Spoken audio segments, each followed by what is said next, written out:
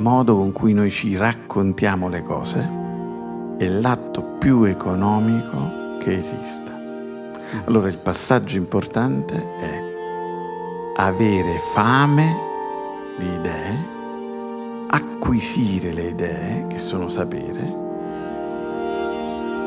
e lavorare su queste idee, farci seminare da esse. Il bene è sapere cosa si è seminato.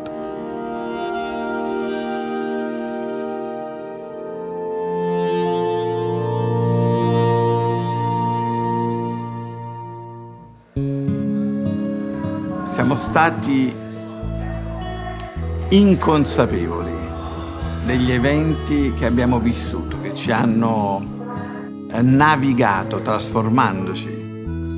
Abbiamo gioito per la plastica e adesso scopriamo che è uno dei nostri maggiori mali, uno dei nostri maggiori nemici. Abbiamo creato qualche cosa che è difficile da rigenerare, da trasformare, e adesso ci stiamo dedicando invece a scoprire quel qualcosa che non solo ha la stessa funzione, ma è facilmente trasformabile. Noi dovremmo pensare a noi stessi in questo modo.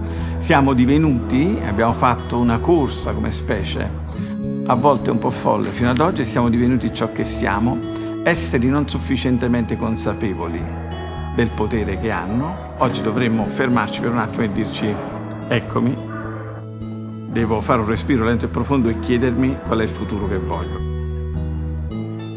Questa è una terra che ha vissuto con regolarità cambiamenti, costanti, che hanno portato una ricchezza nella cultura, nel cibo, nell'arte che è impareggiabile a livello mondiale.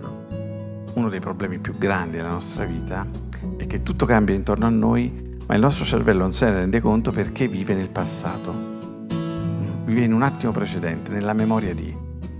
e quindi si aggiorna, sembrerà assurdo, raramente. Detto questo, il passaggio, quando abbiamo messo a fuoco, quando ci siamo resi conto che il centro della nostra vita è il cambiamento, il passaggio successivo è accoglierlo. Da qui a 30 anni o da qui al 2030 è necessario ridurre le emissioni a zero. Ma noi siamo in questo inquinamento, perché questo inquinamento nasce dai percorsi che abbiamo nella nostra testa, nel nostro cervello. E prima abbiamo parlato di plasticità, adesso però dobbiamo parlare di innovazione e di orientamento.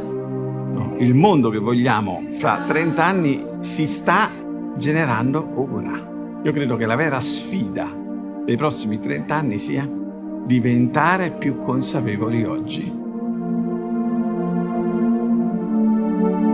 Educare è come seminare. Il frutto non è garantito e non è immediato, ma se non si semina è certo che non ci sarà raccolto.